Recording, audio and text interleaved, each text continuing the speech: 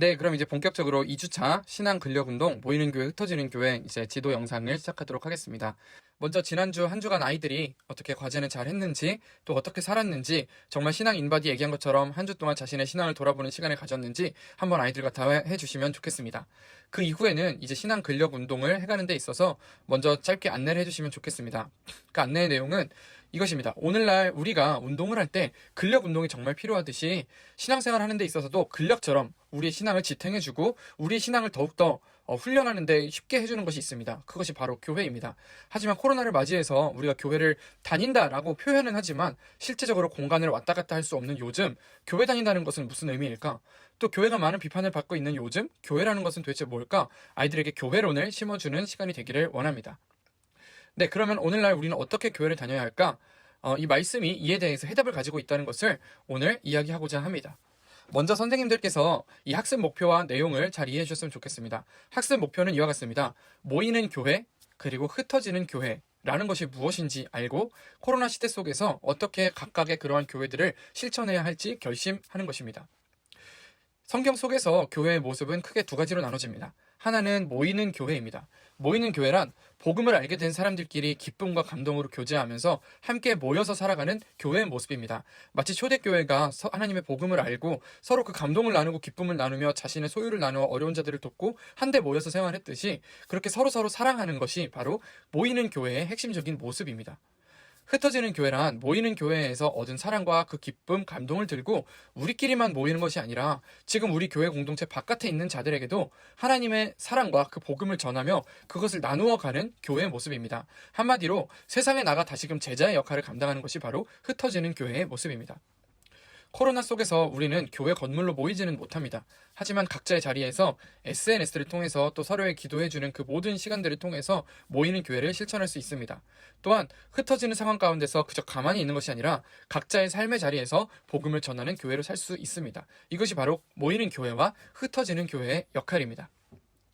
네, 그러면 1번 교회란 무엇일까? 이제 아이들과 함께 본격적으로 들어가시면 됩니다. 지금 학습 목표와 내용은 아이들에게 이야기해 주는 것은 아니고 선생님들께서 이해해 주시는 부분입니다. 아이들과 함께 진행하실 때는 우리의 삶 부분을 같이 읽습니다. 자신의 몸이 어떤지 파악했다면 그 다음으로 중요한 것은 꾸준히 운동을 할 수 있도록 근력을 키워나가는 일이다. 근력을 통해서 충분한 지구력을 갖게 되면 운동이 아무리 힘들고 어려워도 끝까지 포기하지 않을 수 있다. 코로나 시대에 접어들며 우리의 신앙생활을 어렵게 만드는 다양한 상황들이 생겼다. 이러한 상황 속에서 우리의 신앙생활을 끝까지 포기하지 않고 버티게 해줄 수 있는 힘은 바로 교회이다.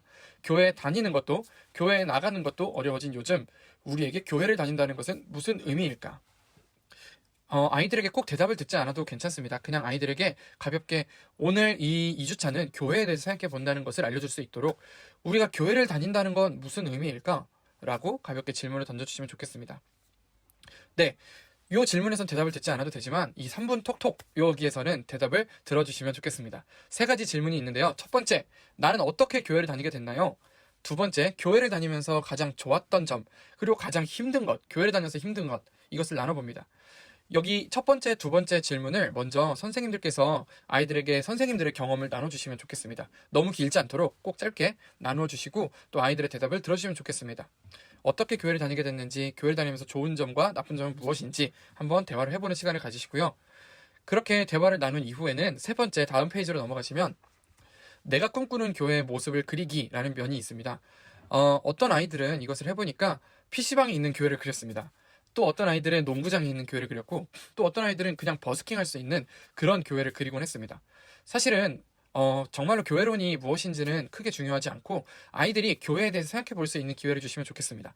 무엇이 되었든 정말 아이들이 스스로 행복하고 스스로 즐거울 수 있는 교회를 그려볼 수 있도록 선생님들께서 유도해 주시고 만약에 혹시 그림 그리는 게 어렵다고 하면 그냥 가볍게 키워드 정도 적어두고 설명할 수 있도록 아이들이 꿈꾸는 교회, 내가 다니고 싶은 교회를 머릿속으로 그려볼 수 있도록 선생님들께서 유도해 주시면 좋겠습니다. 네. 그렇게 이제 교회에 대해서 워밍업을 하고 난 이후에는 이제 말씀 들여다보기 시간입니다. 첫 번째 말씀 함께 읽겠습니다. 모이는 교회. 날마다 마음을 같이하여 성전에 모이기를 힘쓰고 집에서 떡을 떼며 기쁨과 순전한 마음으로 음식을 먹고. 네, 말씀 속에서 초대교회의 모습은 어땠는지 찾아봐 주세요. 초대교회 사람들은 어떤 마음으로 교회에 모였을까요? 아이들에게 본문 속 사람들의 마음이 어땠을지 추측해보라고 해주세요. 처음 이 복음을 듣고 막 모였던 그 사람들의 마음이 어땠을까? 이것을 한번 물어봐 주세요. 본문 속에서 알 수 있는 교회의 모습은 모이기를 힘쓰는 모습이었습니다. 서로의 삶을 걱정하고 서로의 가진 소유를 나누면서 서로 사랑의 마음을 나누는 바로 그것이 교회의 모습이었습니다. 그러면 공간에 모이는 것이 핵심적인 것인지 아니면 정말로 모이는 그 사랑의 마음이 핵심적인 것인지 생각해 보았으면 좋겠습니다.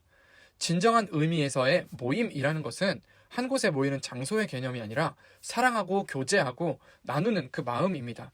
예수님의 복음을 듣고 우리가 한 형제 자매로서 서로 사랑하고 아끼는 그 마음이 바로 모이는 교회의 핵심입니다. 비록 코로나로 인해서 다들 떨어져 있지만은 서로를 아끼고 돌아보는 것, 그 마음은 여전히 몸이 떨어져 있어도 나눌 수 있습니다. 그것이 바로 그 마음을 품은 우리가 바로 모이는 교회입니다. 그러면 흩어지는 교회에 대해서 나눠보려 합니다. 말씀을 함께 읽겠습니다. 그러므로 너희는 가서 모든 민족을 제자로 삼아 아버지와 아들과 성령의 이름으로 세례를 베풀고. 이 말씀은 예수님께서 제자들에게 마지막으로 하신 말씀입니다. 예수님은 제자들에게 누구에게로 가라고 말씀하고 계신가요? 예수님은 제자들에게 모든 민족에게 가라고 말씀하고 계십니다.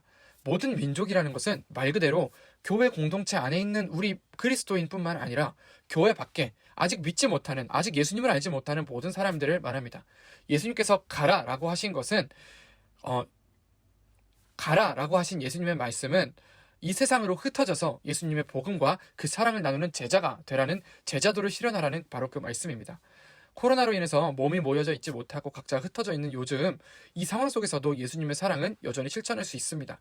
그것을 어떻게 교회 바깥 사람들에게 전할 수 있을까 고민하는 것 또한 교회의 모습임을 알려주세요. 밑에 있는 단어는 에클레시아라는 헬라어 단어입니다. 이 에클레시아라는 단어는 오늘날 교회라는 뜻으로 쓰이고 있는 헬라어입니다.